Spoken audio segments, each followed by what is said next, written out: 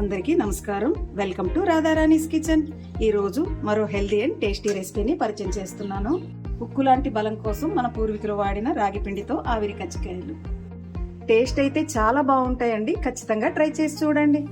రాగి పిండి ఆవిరి కజ్జికాయలు తయారీ విధానం ఇప్పుడు చూసేద్దాం.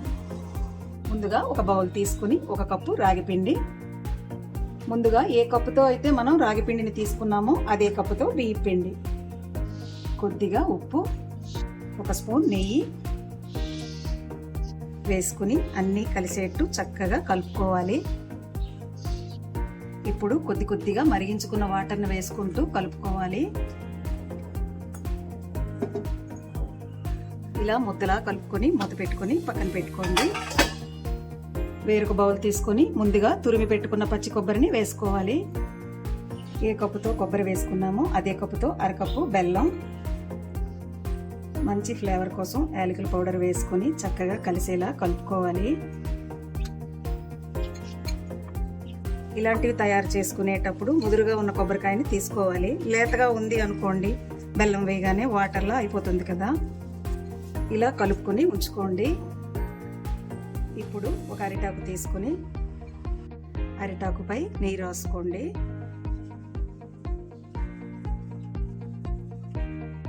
ముందుగా కలిపి పెట్టుకున్న రాగి ముద్దలు తీసుకొని కొద్దిగా తీసుకొని ఇలా రౌండ్గా ఉండలా చుట్టుకొని ఆకుపై ఈ విధంగా ఒత్తుకోవాలి.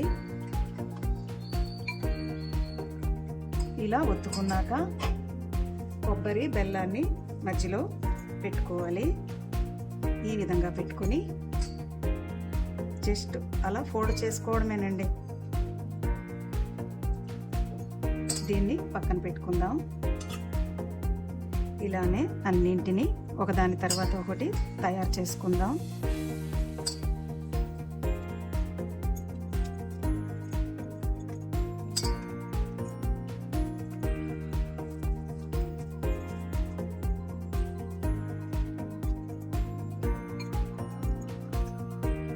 స్టవ్ పై కుక్కర్ పెట్టుకుని వాటర్ వేసుకోవాలి. ఇలా ఒక స్టాండ్ని మధ్యలో పెట్టుకోవాలి. తరువాత ఒక స్టీల్ ప్లేట్ కానీ గిన్నె కానీ సరిపడా తీసుకోవాలి. ఇప్పుడు ముందుగా తయారు చేసి పెట్టుకున్న కజ్జికాయల్ని ప్లేట్లో ఒక్కొక్కటిగా వేసుకోవాలి. మా ఛానల్లో చాలా ట్రెడిషనల్ వంటకాలు ఉన్నాయి. తప్పకుండా విజిట్ చేసి కుదిరితే ఒక వ్యూ, వీలైతే ఒక లైక్, నచ్చితే ఒక సబ్స్క్రైబ్ చేయడం మాత్రం మర్చిపోకండి. ఇలా అన్నీ పెట్టుకున్నాక ఆవిరిపై 15 నిమిషాలు ఉడకనివ్వాలి. వెయిట్ తీసేయాలండి. ఇప్పుడే చక్కగా ఉడుకుతాయి. 15 నిమిషాలు అయిందండి. స్టవ్ ఆఫ్ చేసుకున్నాను. ఇప్పుడు మూత తీసి చూద్దాం ఎలా వచ్చాయో. వావ్, ఇంతే అండి. ఎంతో సింపుల్, టేస్టీ అండ్ హెల్దీ. ఇది చేసుకోవడం కూడా చాలా ఈజీ. చేసిన వెంటనే తింటే అబ్బా అదిరింది అనేటట్టు ఉంటాయి. ఈ వీడియో కనుక మీకు నచ్చినట్లయితే లైక్ చేయండి, షేర్ చేయండి, మా ఛానల్కి సపోర్ట్ చేయండి. Thanks for watching. మరో మంచి వీడియోతో మళ్ళీ కలుద్దాం. బాయ్.